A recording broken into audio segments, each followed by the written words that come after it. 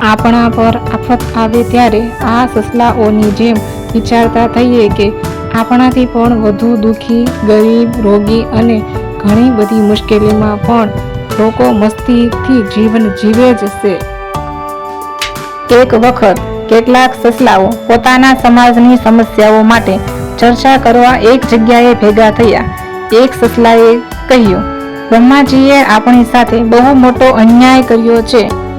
આપણને નાના અને દુર્બળ બનાવ્યા છે.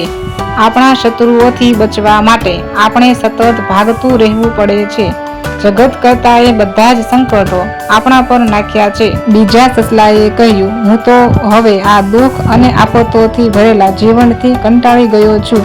મારાથી હવે વધારે દુઃખ સહન થઈ શકે એવું લાગતું નથી. મને માફ કરજો, પણ મારે તો તળાવમાં ડૂબીને મરી જવું છે. ત્રીજા સસલાએ કહ્યું, અરે ભાઈ, અમારા બધાની દશા પણ તારા જેવી જ છે. આમ ડરી ડરીને જીવવા કરતા મરી જવું વધારે સારું. અમારે પણ એ જ કરવું છે. આત્મહત્યા કરવા માટે બધા જ સસલાઓ તળાવ તરફ ચાલવા લાગ્યા. તળાવના પાણીમાંથી બહાર નીકળીને કેટલાક દેડકાઓ કિનારા પર બેઠા હતા.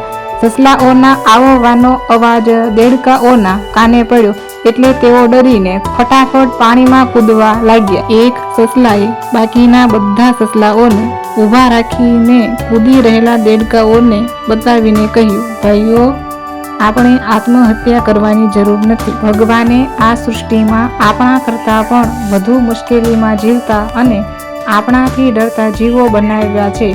તેઓ પણ આ દુનિયામાં રહે છે અને મોજથી જીવે છે. તો પછી આપણે મરવાની શી જરૂર? બધા જ સસલાઓ આનંદથી નાચતા કૂદતા પાછા ફર્યા. આપણા પર આફત આવે ત્યારે આ સસલાઓની જેમ વિચારતા થઈએ કે આપણાથી પણ વધુ દુઃખી, ગરીબ, રોગી અને ઘણી બધી મુશ્કેલીમાં પણ લોકો મસ્તીથી જીવન જીવે જ છે.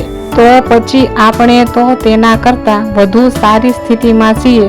ફરિયાદ કરવાનું બંધ કરીને જીવનને જીવવાની શરૂઆત કરીએ. હેલો મિત્રો, કેમ છો? મજામાં ને?